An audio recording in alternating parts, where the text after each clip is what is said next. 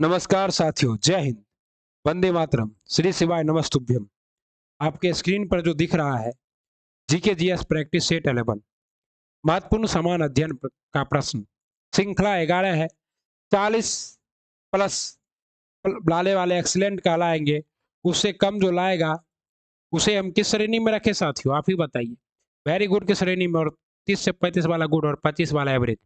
और बीपीएससी शिक्षक भर्ती और आगामी बिहार दरोगा और 69 बीपीएससी के लिए मोस्ट इंपोर्टेंट क्लास है। उद्यान ने गंगा एवं सोन नदी के संगम पर पाटलिपुत्रा नगर की स्थापना की थी। इसका जानकारी निम्नलिखित में से किस स्रोत से मिलता है, बताइए। तो पाटलिपुत्र की स्थापना उद्यान ने की थी, लेकिन इसकी जानकारी किससे मिलती है? क्या परिशिष्ट प्रबंध से मिलती है, गार्गी संहिता से मिलती है, वायु पुराण से मिलती है, या इनमें से सभी से मिलती है? आपका सही जवाब है साथियों, इनमें से सभी। ओके। परिशिष्ट प्रबंध, गार्गी संहिता एवं वायु प्रमाण के अनुसार उद्यान ने गंगा एवं सोन नदी के संगम पर पाटलिपुत्रा नामक नगर की स्थापना की थी और राजधानी बनाया था। ओके साथियों, अगला सवाल है, निम्नलिखित में से कौन सही सुमेलित है? मेगास्थनीज चंद्रगुप्त मौर्य, बिल्कुल।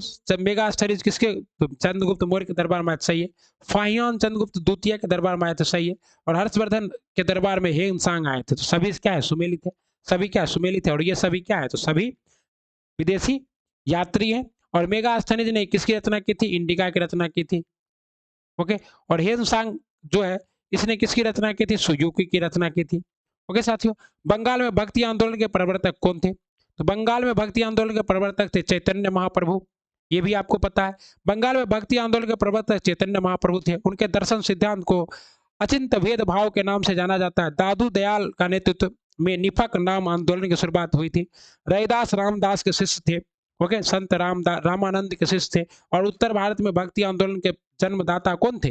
रामानंद थे। ओके साथियों, तथा मोची का काम करते थे। वीरभान की भक्ति आंदोलन के संत का उनका जन्म हुआ था। अगला सवाल है, निम्नलिखित में से कौन सा कथन सही है? 1505 ईस्वी में फ्रांसिस्को द अल्मेडा भारत के प्रथम पुर्तगाली गवर्नर जनरल बन के आए। बिल्कुल सही है। इससे पहले पुर्तगाली तो दो आया, तीन आया था। कौन कौन आया था? वास्को डी गामा आया था, केब्राल आया था, लेकिन कोई गवर्नर जनरल बनकर नहीं आया था। पुर्तगालियों ने अपनी पहली व्यापारिक कोठी कोचीन में स्थानांतरित की थी।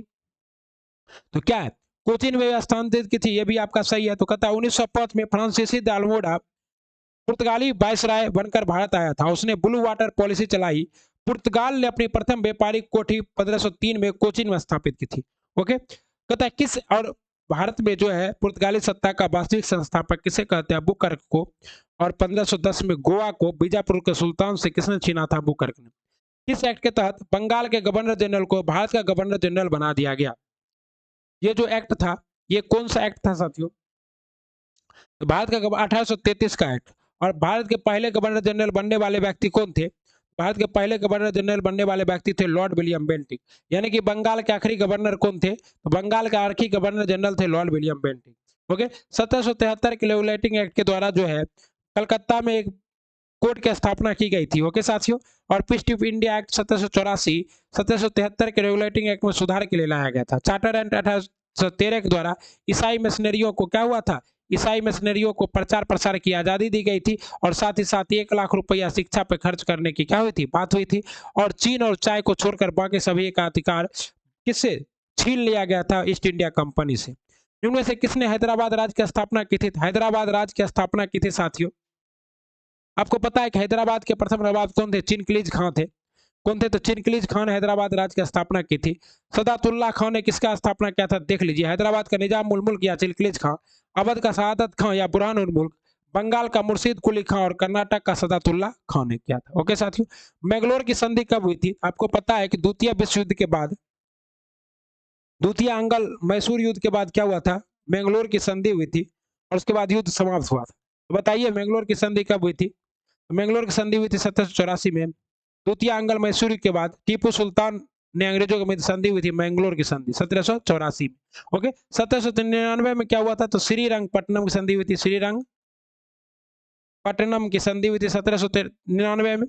और चतुर्थ आंग्ल मैसूर युद्ध के बाद टीपू सुल्तान की मृत्यु हो गई थी। ये देखिए संधि की तस्वीर है, एकदम आपके लिए विजुअल लाया गया है। ओके, टीपू सुल्तान जो था ये क्या था साथियों? तो इसने जो है बहुत कुछ किया था अंग्रेजों को हराने के लिए, लेकिन बेचारा अंग्रेज को हरा नहीं पाए। इसने श्रृंगेरी मंदिर का निर्माण भी करवाया था। साथ ही साथ जुल्कोबिन क्लब की स्थापना की थी। अपना राजदूत को फ्रांस भेजा था कौन? टीपू सुल्तान। और इसके पिता कौन थे? हैदर अली। अस्थायी बंदोबस्त व्यवस्था के संदर्भ में कौन सा कथन सही है? Which statement is right? अस्थायी बंदोबस्त व्यवस्था लॉर्ड कॉर्नवालिस 1793 में लाया, सही है। जमींदारी को जमींदारों की इस व्यवस्था में भूस्वामी बना दिया गया, बिल्कुल सही है। एक और दो दोनों सही है। ओके, जमींदारी व्यवस्था किसने लाया था? तो इसने। और उसके बाद क्या कहते हैं, रैयतवारी कौन लाया था? तो टॉमस मुनरो रीड। और एक आपका क्या था? महालवाड़ी। अस्थायी बंदोबस्त लॉर्ड कॉर्नवालिस द्वारा 1793 में शुरू किया गया। इस व्यवस्था के तहत जमींदारों को भूस्वामी बना दिया गया। यह व्यवस्था बंगाल के क्षेत्र में लागू की गई थी। कांग्रेस ने कराची अधिवेशन 1931 की अध्यक्षता निम्न में से किसने की? कराची अधिवेशन 1931 की अध्यक्षता किसने की थी? सरदार वल्लभ भाई पटेल ने की थी। और इसी में किसकी मांग की गई थी? तो मौलिक अधिकार की मांग की गई थी। ओके साथियों, तो कांग्रेस के कराची अधिवेशन की अध्यक्षता सरदार वल्लभ भाई पटेल ने की थी। इस अधिवेशन में पहली बार मौलिक अधिकार की मांग की गई तथा इसमें गांधी इरविन समझौता या दिल्ली समझौते को स्वीकार कर लिया गया था। ओके, तथा निम्न में से कौन सा कथन सही नहीं है? साइमन कमीशन की सिफारिश पर विचार करने के लिए नवंबर 1930 में प्रथम गोलमेज सम्मेलन आयोजित किया गया, सही है। इस सम्मेलन में गांधी जी ने कांग्रेस का एकमात्र प्रतिनिधित्व के रूप में भाग लिया, गलत। कांग्रेस ने सेकेंड गोलमेज सम्मेलन में भाग लिया था, प्रथम में नहीं। अतः केवल कथन कौन सा सही है? तो एक सही है, दो सही नहीं है, केवल दो सही नहीं है। साइमन कमीशन की सिफारिश पर विचार करने के लिए नवंबर 1930 में प्रथम गोलमेज सम्मेलन का आयोजन लंदन में सेंट जॉर्ज पैलेस में किया गया था। इस अधिवेशन में कांग्रेस ने भाग नहीं लिया था। द्वितीय गोलमेज सम्मेलन 7 सितंबर 1931 से 1 दिसंबर 1931 में गांधी जी ने कांग्रेस के एकमात्र प्रतिनिधि के रूप में भाग लिया था, साइमन कमीशन की सिफारिश पर। ओके साथियों, कहता है किस केस में अरविंद घोष को मुकदमा चलाया गया था? अलीपुर संयंत्र केस में। अलीपुर संयंत्र केस कब हुआ था? 1908 में हुआ था। जो हमारे चैनल से जुड़े होंगे उनके लिए यह सब क्वेश्चन अब हलवा हो गया होगा। ओके, 18 मई 1908 को कलकत्ता के अलीपुर अदालत में अवैध शस्त्र रखने के कारण 34 व्यक्तियों को गिरफ्तार किया गया। इसमें आपके सर अरविंद घोष भी थे। और लेकिन अरविंद घोष को किसी तरह चित्तरंजन दास ने सबूतों का अभाव में बचा लिया। और उसके बाद ये क्या हुए? निर्वासित होकर फ्रांसीसी अधिपत्य में रहने पांडिचेरी चले गए और वहीं पर उन्होंने अरविले आश्रम की स्थापना की। ईस्ट इंडिया एसोसिएशन के संस्थापक कौन थे? ईस्ट इंडिया एसोसिएशन के संस्थापक थे दादा भाई नेहरू जी। और इसकी स्थापना उन्होंने कहाँ की थी? तो लंदन में की थी। लंदन में राजनीतिक प्रचार करने के उद्देश्य से दादा भाई नेहरू द्वारा 1866 में इसकी स्थापना की गई। इसका उद्देश्य भारतवासियों की समस्याओं और मांगों को ब्रिटेन से अवगत कराना। और श्याम जी कृष्ण वर्मा ने लंदन में ही किसकी स्थापना की थी? इंडिया हाउस की। शशिर कुमार घोष ने कौन सी पत्रिका निकाली थी? अमृत बाजार पत्रिका। और एस एन बनर्जी ने किसकी स्थापना की थी? इंडियन एसोसिएशन की। तथा अभ्युदय या हिंदुस्तान पत्रिका के संपादक कौन थे? अभ्युदय एवं हिंदुस्तान जो पत्रिका थी इसके संपादक कौन थे? मदन मोहन मालवीय जी थे। ओके, और कहता अभ्युदय लीडर हिंदुस्तान मर्यादा पत्रिका के लेखक संपादक मदन मोहन मालवीय थे। इन्हें महामाना के नाम से भी जाना जाता है। हिंदू महासभा की स्थापना 1915 ईस्वी में मदन मोहन मालवीय ने ही की थी। ओके, साथ ही साथ बीएचयू की भी स्थापना मदन मोहन मालवीय ने ही की थी। और बीएचयू में ही सबसे पहले गांधी जी को भाषण देने के लिए बुलाया गया था। भारत में सोने के सिक्के सर्वप्रथम किसके द्वारा जारी किए गए थे? भारत में सोने के सिक्के सर्वप्रथम कुषाणों के द्वारा जारी किए गए थे। सॉरी, सर्वाधिक सोने के सिक्के कुषाणों के द्वारा, लेकिन सबसे पहले हिंदू यूनानी। भारत में सर्वप्रथम हिंदू यूनानियों ने सोने के सिक्के जारी किए थे, जबकि शुद्ध सोने के सिक्के कुषाणों के द्वारा जारी किया गया था। सर, सोने के सर्वाधिक सिक्के गुप्त काल में जारी हुए। ओके, याद रखिएगा। इनमें से कौन सा राजवंश त्रिपक्षीय संघर्ष में शामिल नहीं था? गुर्जर प्रतिहार वंश था, पाल वंश था, राजकुश वंश था। तो पुष्पभूति वंश शामिल नहीं था, क्योंकि पुष्पभूति वंश की मृत्यु के बाद ये तो कन्नौज पर क्या हुआ था? कब्जा के लिए। वही कन्नौज जो इत्र बनाता है, कब्जा के लिए क्या हो रहा था? त्रिपक्षीय संघर्ष हो रहा था। ओके साथियों, तो कहता है देखिए, प्रतिहार डायनेस्टी, उसके बाद पाल डायनेस्टी और राष्ट्रकूटा डायनेस्टी, तीनों के बीच में जंग था। किसके लिए? कन्नौज की प्राप्ति के लिए, क्योंकि कन्नौज इस समय हर्षवर्धन के समय में प्रमुख क्षेत्र हो गया था। और लास्ट में जीतता कौन है? तो गुर्जर प्रतिहार वंश जीतता है। इस संघर्ष के अंतिम रूप से प्रतिहार क्या हुए? विजयी हुए। कौन विजयी हुए? प्रतिहार विजयी हुए। कन्नौज के लिए 3 राजवंश गुर्जर, प्रतिहार और पाल राष्ट्रकूट के मध्य संघर्ष हुआ। इस संघर्ष में अंतिम रूप से प्रतिहार क्या हुए? विजय। अंतिम संस्कार में वित्त मंत्री किसे बनाया गया था? अंतरिम सरकार में वित्त मंत्री बनाया गया था लियाकत अली खान को। अंतरिम सरकार की गठन जो है 1946 के कैबिनेट मिशन प्रस्ताव के बाद हुआ था। ओके, और 1947 में आर के प्रसन्नमुखम सेठी। और जब आजाद हो गया था तो आजाद भारत के पहले वित्त मंत्री कौन बने थे? आर के प्रसन्नमुखम सेठी को बनाया गया था। निम्नलिखित में से किस अनुच्छेद में विधि के समक्ष समानता के अधिकार का प्रावधान है? विधि के समक्ष समानता अनुच्छेद 14 में, पढ़ने लिखने के लिए समानता अनुच्छेद 15 में, उपाधियों का अंत है अनुच्छेद 20 में, और क्या है तो प्राण एवं दोहरी स्वतंत्रता अनुच्छेद 21 में। तथा संविधान के भाग 3 में वर्णित मौलिक अधिकार के अंतर्गत अनुच्छेद 14 में विधि के समक्ष समानता है। इसी अनुच्छेद में विधियों के समान संरक्षण का भी प्रावधान है। ओके साथियों, अनुच्छेद 21 में क्या है तो प्राण एवं देह स्वतंत्रता जिसका रूप व्यापक। किस संविधान संशोधन द्वारा लोकसभा एवं विधानसभा के कार्यकाल को 5 वर्ष से बढ़ाकर 6 वर्ष कर दिया गया? तो ये जो है बढ़ाया गया था 42वां संविधान संशोधन के द्वारा। इंदिरा गांधी की सरकार थी, बोली कि देखो आपातकाल में 1 वर्ष बढ़ाया जा सकता है, और आंतरिक इसने क्या किया, बढ़ा दिया। और 1956 में बोली so state according to the class. 42वां संविधान संशोधन जिसे कि लघु संविधान संशोधन भी कहा जाता है, 5 वर्ष से बढ़ाकर 6 वर्ष किया गया। 44वां संविधान संशोधन द्वारा पूरा 5 वर्ष कर दिया गया। ठीक है ना साथियों। कहता है भारत के राष्ट्रपति का निर्वाचन एक निर्वाचक मंडल द्वारा होता है, जिसमें कौन कौन शामिल होते हैं? इसमें शामिल होते हैं संसद के दोनों सदनों के सदस्य, साथ ही साथ राज्य के विधानसभा के सदस्य। ओके साथियों, तो ये संसद के दोनों सदनों के सदस्य मिलकर क्या है, उपराष्ट्रपति है, तो उपराष्ट्रपति के लिए तो सिर्फ और सिर्फ संसद के दोनों सदनों के सदस्य हैं।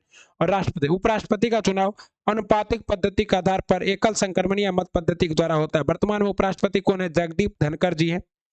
ओके, मनोज भाग लेते, इसमें राज्य विधानमंडल के सदस्य भाग नहीं लेते। पंचायती राज से संबंधित विभिन्न समितियों को कालक्रम के अनुसार व्यवस्थित कीजिए। अशोक मेहता समिति, थुंगन समिति, जीव के वी राव समिति और एस एल सिंघवी समिति। देख लीजिए, अशोक मेहता समिति का स्थापना कब हुआ था? 1977 में। जी के वी राव समिति कब हुआ था? 1985 में। एम एल सिंघवी समिति का स्थापना कब हुई थी? 1988 में। थुंगन समिति कब आया था? 1988 में। ओके, तो याद रखिएगा अशोक मेहता समिति 1977, जी के वी राव समिति 1985, एम एल सिंघवी समिति जो किसे किसे तो कानूनी मान्यता दिलवाया था, कब आया था? 1986 में। और थुंगन समिति 1988। आपका सही जवाब क्या है? 1342। मोस्ट इंपॉर्टेंट क्वेश्चन है, याद कर लीजिए। अशोक मेहता समिति 1977, जी के वी राव समिति 1985, एल एम सिंघवी समिति का गठन 1986 और थुंगन समिति का गठन 1988। ओके साथियों, अतः राष्ट्रपति के विरुद्ध महाभियोग प्रारंभ करने के लिए संसद के किसी भी सदन में कम से कम कितने सदस्यों द्वारा प्रस्ताव प्रस्तुत किया जाना चाहिए? तो कम से कम जो है राष्ट्रपति के विरुद्ध महाभियोग चलाना है तो कम से कम जो है 10% लोगों का प्रस्ताव पर 25%। अनुच्छेद 61 में क्या है तो महाभियोग का प्रस्ताव है। राष्ट्रपति पर महाभियोग चलाने की प्रक्रिया का वर्णन किया गया है। राष्ट्रपति पर संविधान का उल्लंघन करने, दुर्व्यवहार या अक्षमता के आधार पर महाभियोग चलाकर उसे पद से हटाया जा सकता है, और महाभियोग के आरोप संसद के किसी भी सदन में प्रारंभ किए जा सकते हैं। बस क्या है 1/4 सदस्य जो है वो हस्ताक्षर होने चाहिए तथा 14 दिन की पूर्व सूचना राष्ट्रपति को देनी होती है। भारत में संचित निधि से राज्यों को सहायता अनुदान किसकी सिफारिश पर दी जाती है? तो वित्त आयोग की सिफारिश पे। अभी जो है 15वें वित्त आयोग के अध्यक्ष कौन है? तो एन के सिंह है। आर्टिकल 280 में क्या है तो वित्त आयोग का वर्णन है।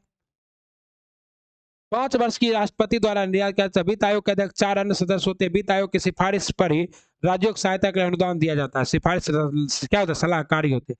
गिद्ध संरक्षण परियोजना किस वर्ष प्रारंभ की गई थी? तो गिद्ध संरक्षण परियोजना 2006 में प्रारंभ की गई थी। क्या है? डिफ्लुएंस नामक दवा के कारण गिद्धों की मौत हो जाती है। गिद्धों की सुरक्षा के लिए 2006 में गिद्ध संरक्षण लिया। और बिहार में सर्वाधिक गिद्धों का संरक्षण कहाँ हो रहा है? तो भागलपुर में हो रहा है। ओके, निम्न से कौन प्राथमिक उपभोक्ता नहीं है? प्राथमिक उपभोक्ता कौन नहीं है? तो देखिए जो जो क्या है यहाँ पर तो मोर क्या है? प्राथमिक उपभोक्ता नहीं है। मोर क्या है? द्वितीयक उपभोक्ता है, क्योंकि मोर क्या करता है साथियों? तो मोर जो है सांप को खाता है। ओके, प्राथमिक उपभोक्ता वे होते हैं जो सिर्फ क्या खाते हैं? घास खाते हैं, घास। ओके, और तृतीयक उपभोक्ता में कौन आता है? तो जो बाज है, जो द्वितीयक उपभोक्ता को भी खा जाता है। कुल्ली मांसाहारी जो जीव है वो किस में आता है? तृतीयक उपभोक्ता में आता है। एशिया का उत्तरी अमेरिका किसके द्वारा पृथक होता है? एशिया तथा उत्तरी अमेरिका। एशिया तथा उत्तरी अमेरिका बेरिंग जलडमरू मध्य के द्वारा अलग होता है। बेरिंग जलडमरू मध्य जो है अलास्का को जो है क्या करता है, और ये जो है साथ ही साथ बेरिंग जल सी और किसको? आर्कटिक सी को भी जोड़ता है। मतलब क्या है कि पैसिफिक सागर और आर्कटिक सागर को कौन जोड़ता है? बेरिंग जल संधि। एशिया तथा उत्तरी अमेरिका बेरिंग जलडमरू मध्य द्वारा पृथक होता है, जो बेरिंग सागर को चुक्की सागर से जोड़ता है। बॉस जलडमरू मध्य ऑस्ट्रेलिया तथा तस्मानिया को पृथक करता था। ग्रेट ऑस्ट्रेलियन बाइट तस्मान सागर को जोड़ता है। कुछ जलडमरू मध्य उत्तरी न्यूजीलैंड के दक्षिणी न्यूजीलैंड को अलग करता था तथा तस्मान सागर दक्षिणी प्रशांत महासागर को जोड़ता है। कहता है निम्न में से कौन सी महासागरीय धारा अटलांटिक महासागर में नहीं पाया जाता? अटलांटिक महासागर जो ऐसा आकार का है, छिपा हुआ महासागर कहते हैं। देखिए, तो पेरू की धारा अटलांटिक महासागर में नहीं पाई जाती है, ठीक है ना साथियों, क्योंकि पेरू की धारा किसमें होती है? तो पेरू की धारा दक्षिणी प्रशांत महासागर में पेरू के तट पर पाई जाती है। ओके साथियों, प्रशांत महासागर के दक्षिण अमेरिका के पश्चिमी तट के सहारे प्रभावित होने वाली ठंडी जलधारा को पेरू या हम्बोल्ट की जलधारा कहते हैं। गल्फ स्ट्रीम फ्लोरिडा ब्राजील की गर्म जलधाराएं हैं जो अटलांटिक महासागर में चलती है। किनारी बेंगोला लेब्राडोर आदि ठंडी जलधाराएं भी अटलांटिक महासागर में चलती है। उत्तरी अमेरिका के शीतोष्ण घास स्थल को किस नाम से जाना जाता है? उत्तरी अमेरिका के शीतोष्ण घास स्थल को पेरिज के नाम से। पंपास कहाँ है? अर्जेंटीना। स्टेपी कहाँ है? यूरोप। डाउन्स कहाँ है? ऑस्ट्रेलिया। ओके, आइए नीचे तो उसे दिया ही होगा, देख लीजिए। उत्तरी अमेरिका के पेरी घास के मैदान को पेरी, कनाडा में स्थित पश्चिमी रिकेज पर्वत के पूर्वी पर्वती। पंपास दक्षिण अमेरिका के अर्जेंटीना में विकसित घास के मैदान है। डाउन्स ऑस्ट्रेलिया में पाए जाने वाले घास के मैदान है। और बेल्ट कहाँ है? तो बेल्ट साउथ अफ्रीका में। पंपास, पेरीज, स्टेपीज, उसके बाद क्या है? यहीं पर एक जगह है जहां लानोज होता है, वेनेजुएला में नालोज। ओके, कहता है सदाबहार किस्म के वन किस क्षेत्र में पाए जाते हैं? सदाबहार किस्म के क्षेत्र वन भूमध्य रेखीय क्षेत्रों में पाए जाते हैं। क्यों? क्योंकि भूमध्य रेखीय क्षेत्रों में वनों को पर्याप्त मात्रा में सूर्य का प्रकाश और पर्याप्त मात्रा में जल मिलता है, जिस वजह से उसको पत्ते गिराने की कोई आवश्यकता नहीं होती और धारा प्रवाह क्या होता है? बढ़ते रहता है। भूमध्य रेखीय जो वन है वो सदाबहार वन पाए जाते हैं। इन सदाबहार वन के वृक्ष रबर बांस एबनी महोगनी बेत आदि पाए जाते हैं। ओके साथियों,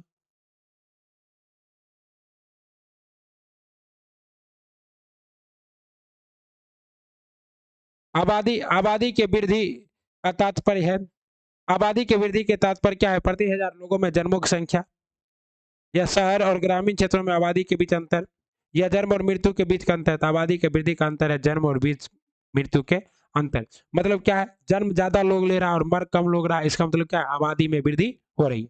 जन्म दर और मृत्यु दर के बीच अंतर को आबादी वृद्धि या जनसंख्या वृद्धि कहते हैं। उच्च राज्य जन्म दर निम्न मृत्यु दर के अधिक होती है। कहता है इंदिरा गांधी नहर किस नदियों को पानी लाता है? सतलज नदी से पानी लाता है, सतलज नदी से, और सतलज के साथ साथ किससे? तो ब्यास से लाता है।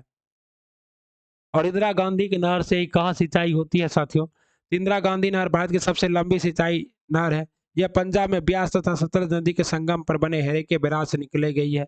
इसे राजस्थान, पंजाब तथा हरियाणा राज्य लाभान्वित होते हैं। जादूगोरा का संबंध किससे है? जादूगोरा में यूरेनियम का खनन होता है। जादूगोरा कहाँ है? तो झारखंड में है।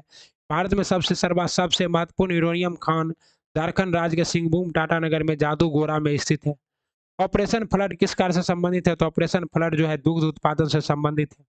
और इसके परिनेता कौन थे? तो डॉक्टर बगीज कुरियन थे। और इन्हीं के जन्म जयंती पर 26 नवंबर को क्या मनाया जाता है? दुग्ध दिवस मनाया जाता है। ऑपरेशन फ्लड का संबंध दुग्ध उत्पादन से श्वेत क्रांति के नाम से जाना जाता है। भारत में श्वेत क्रांति की डॉक्टर बगीज कुरियन है। केबुल लामजाओ जो विश्व का एकमात्र तैरता हुआ राष्ट्रीय पार्क है, कहाँ स्थित है? तो ये मणिपुर में स्थित है। कहाँ स्थित है? मणिपुर में। बोलते मणिपुर है, लगा देते मिजोरम। पता है केबुल लामजाओ राष्ट्रीय उद्यान मणिपुर में बिष्णुपुर जिले में स्थित है। यह तैरता हुआ उद्यान लोकटक झील पर है। और यहाँ पर कौन सा हिरन पाया जाता है? संगुल हिरन पाया जाता है। कौन सा हिरन पाया जाता है? और रात में आप किसी और का पड़ोसी रहिएगा और सुबह होते होते आप पड़ोसी बदल जाता है। भुगतान बैंक के संदर्भ में निम्न में से कौन सा सही है? ये ग्राहकों को ऋण नहीं देती है भुगतान बैंक। ये मांग जमा स्वीकार कर सकते हैं। ये डेबिट कार्ड जारी कर सकते हैं लेकिन क्रेडिट कार्ड नहीं। तो क्या है उपयुक्त में से? एक दो तीन, तीनों सही है। ओके साथियों, कहता है भुगतान बैंक ग्राहकों को ऋण दे सकते हैं। यह बैंक प्रत्येक ग्राहकों को मांग जमा स्वीकार कर सकते हैं। इसके साथ ही यह बैंक एटीएम डेबिट कार्ड तो जारी कर सकते हैं किंतु क्रेडिट कार्ड जारी नहीं कर सकते। कौन? भुगतान संतुलन बैंक। कहता है भारत में मिश्रित अर्थव्यवस्था का अर्थ क्या है? तो मिश्रित अर्थव्यवस्था का अर्थ है पूंजीवादी और साथ ही साथ किसका? तो पूंजीवादी और राष्ट्रीय क्या, सार्वजनिक और पूंजीवादी क्षेत्र का समागम। भारतीय अर्थव्यवस्था सार्वजनिक क्षेत्र के साथ साथ निजी क्षेत्र भी विद्यमान है। ओके, भारत में मिश्रित अर्थव्यवस्था का अर्थ है राष्ट्रीय अर्थव्यवस्था में सार्वजनिक क्षेत्र तथा निजी क्षेत्र। किस रुधिर वर्ग का कोई एंटीबॉडी नहीं होता है? जिसमें कोई एंटीबॉडी नहीं होता है वो है ए बी, और इस वजह से ए बी क्या करता है, सबका खून ले लेता है। इसलिए ए बी को क्या कहते हैं, सर्वग्राही कहते हैं, और ओ को क्या कहते हैं, सर्वदाता कहते हैं। ए में एंटीबॉडी होता है बी, बी में एंटीबॉडी होता है ए बी में कोई नहीं और ओ में ए बी दोनों होता है। इसलिए इसे क्या कहते हैं, इसे कहते हैं यूनिवर्सल एक्सेप्टर और इसे कहते हैं यूनिवर्सल डोनर। ओके साथियों, वैसे सटीक पूछा जाए तो यूनिवर्सल डोनर कौन है, A B negative universal acceptor है। ओके, देख लीजिए, red blood cells type A B C A B O, ये 4 है। एंटीबॉडी क्या पाया जाता है, बी। एंटीजन क्या पाया जाता है, ए। एंटीबॉडी क्या पाया जाता है, ए, और एंटीजन बी। एंटीबॉडी नहीं पाया जाता है, एंटीजन ए बी दोनों पाया जाता है। और एंटीबॉडी जो है ए और बी दोनों पाया जाता है, एंटीजन नहीं पाया जाता, इसलिए किसी को भी दे देता है। अमाशय में कौन सा एंजाइम का स्त्राव होता है, तो अमाशय में जो है रेनिन, रेनिन का स्त्राव अमाशय में ही होता है, जो क्या करता है, दूध को पचाता है। रेनिन, ट्रिप्सिन का, और ट्रिप्सिन, लाइपेज, इमाइलेज, ये सब कहाँ होता है साथियों, तो सब छोटी आंत में होता है। अग्नाशय में साइपेज, ट्रिप्सिन और इमाइलेज का क्या होता है, साइपेज, ट्रिप्सिन, इमाइलेज, ये सब अग्नाशय से निकलता है। चलिए कोई बात नहीं, लेकिन क्या है, ये ट्रिप्सिन जो है छोटी आंत में। जीभ के किस भाग में मीठे स्वाद का आभास होता है, देखिए जीभ के सबसे अग्र भाग में क्या होता है आपका, जीभ के सबसे अग्र भाग में मीठा, मीठा, उसके बाद क्या है आपका, उसके बाद आपका साल्टी है, साल्टी, उसके बाद आपका सौर, खट्टा, और सबसे लास्ट में क्या है, तीखा। याद रखिएगा, अग्र भाग में मीठा, पार्श्व भाग में कड़वा और बगल के भाग में खट्टा। पार्श्व भाग में कड़वा, बगल के भाग में खट्टा और लास्ट में तीखा के साथ। इसलिए कहा जाता है जब आप मिर्ची खाते हैं तो क्या कहते हैं, गट गट गिल जाते हैं, गट गट गिल जाते हैं, मतलब जीभ पर चबाए उधर अंदर जाके गिल गए। तो स्वीट आगे, साल्टी पीछे, और स्वर सब क्या है, पास्ट में, स्वर पास्ट में, और आपका क्या है, बीटर लास्ट में। फाइब्रोनोजेन नामक प्रोटीन का उत्पादन कहाँ, किस अंग में होता था, फाइब्रिनोजेन प्रोटीन यकृत में बनता है, जो कि रक्त के धक्का बनने में क्या करता है, मदद करता है। फाइब्रोजन एक जाल है, जो जब आपको कहीं चोट लगता है तो आपके रक्त को, इस प्रोटीन का उत्पादन यकृत में होता है, जो रक्त के धक्का बनने का निवारण। इंसुलिन का अति अस्थिर स्त्रावन से कौन सा रोग होता है, इंसुलिन का अति स्त्रावन से मधुमेह रोग होता है। कौन सा रोग होता है, मधुमेह, सॉरी, इंसुलिन के कम अतिस्रावन से क्या होता है, इंसुलिन के कम अतिस्रावन से जो है मधुमेह रोग होता है, और अति स्त्रावन से जो है आपका हाइपरग्लोसिस होता है। क्या होता है, हाइपरग्लोसीमा होता है। और ये किससे निकलता है, तो ये अग्नाशय के अल्फा कोशिका से निकलता है। ओके साथियों, कहता है निम्न में से कौन सा परजीवी रोग नहीं है, डेंगू, ज्वार, पर क्या है, पायरिया, काला पेचिस, और क्या है, कालाजार। तो निम्न में से कौन परजीवी रोग नहीं है, तो पायरिया जो है ये परजीवी रोग नहीं है। ये किससे होता है, तो विटामिन सी की, कहता है डेंगू विषाणु, पायरिया, कालाजार, पेचिस परजीवी जनित रोग है। मतलब यहाँ पे क्या है, डेंगू भी तो परजीवी जनित रोग है। पता नहीं what is this, I can't understand about that. इनमें से कौन सा परजीवी रोग नहीं है, तो डेंगू, ज्वार है। मतलब परजीवी जिसके दूसरा जीव नहीं लाता है, तो डेंगू को भी तो दूसरा जीव ही लाता है, और वो जीव हमारा कौन सा है, मच्छर है, मादा एनाफ्रीज एडीज मच्छर। दाब बढ़ने से द्रव के क्वथनांक पर क्या प्रभाव पड़ता है, दाब बढ़ने से द्रव का क्वथनांक क्या हो जाता है, बढ़ जाता है। दाब बढ़ने से द्रव का क्वथनांक क्या होता है, बढ़ता है। दाब बढ़ने से द्रव का क्वथनांक बढ़ जाता है, और द्रव घटने से क्वथनांक घट जाता है। परमाणु बंधन कितने प्रकार के होते हैं, तो परमाणु बंधन जो है 3 प्रकार के होते हैं, विद्युत संयोजी बंधन, विद्युत संयोजी बंधन, सहसंयोजन बंधन, और उप संयोजन बंधन। ठीक ना साथियों, एक होता है आयनिक बॉन्ड, जो कि सबसे स्ट्रांग होता है, उसके बाद कोवैलेंट बॉन्ड, जो इससे कम स्ट्रांग होता है, और उसके बाद तीसरा क्या होता है, कोऑर्डिनेट बॉन्ड। ओके साथियों, इनमें से किस अम्ल की प्रबलता सबसे अधिक होती है, यहाँ पर जो सबसे अधिक प्रबलता वाला अम्ल है वो क्या है, HCl है। HCl की प्रबलता एक होती है हाइड्रोक्लोरिक अम्ल HCl, उसके बाद HNO3, उसके बाद क्या है, हाइड्रोक्लोरिक एसिड, नाइट्रिक एसिड, उसके बाद phosphoric acid, chloric acid. Weak acid में कौन आता है, सल्फोरस एसिड, H2SO3, उसके बाद क्या है, मिथेनोइक एसिड, HCOH, उसके बाद फास्फोरिक एसिड, उसके बाद नाइट्रस एसिड, और उसके बाद हाइड्रोफोलिक एसिड। और हाइड्रोफोलिक एसिड का प्रयोग किस में किया जाता है, शीशे पर लिखने के लिए किसका प्रयोग किया जाता है, हाइड्रोफोलिक एसिड का। आपको तो पता है कि अभी हाल ही में हाइड्रोफ्लोरिक एसिड शीशे पे लिखने के लिए प्रयोग किया जाता है, क्वेश्चन आ चुका है। कोणीय संवेग का मात्रक क्या होता है? कोणीय संवेग का मात्रक होता है केजी मीटर स्क्वायर पर second square. KG metre square पर सेकंड स्क्वायर कोणीय संवेग का मात्रक होता है, केजी मीटर। ओके, कहता है बैरोमीटर से क्या नापते हैं? ओके, वायु दाब मापने वाला यंत्र। ओडोमीटर क्या है? ध्वनि की तीव्रता मापने वाला यंत्र। अल्टीमीटर क्या है? उड़ते हुए विमान की ऊंचाई मापने वाला यंत्र। आमीटर क्या है? विद्युत धारा को मापने वाला यंत्र। तो सभी तो सुमेलित ही है, तो क्या करना, एक का एक, दो का दो, तीन का तीन, चार का चार। ओके साथियों, रेडियो सक्रियता की खोज किसने की थी? रेडियो सक्रियता की खोज हेनरी बैक्यूरेल ने की थी। रेडियो सक्रियता की खोज हेनरी बैक्यूरेल ने की थी और 1896 में की थी। इस खोज के लिए इन्हें 1903 में नोबेल पुरस्कार सम्मानित किया गया था।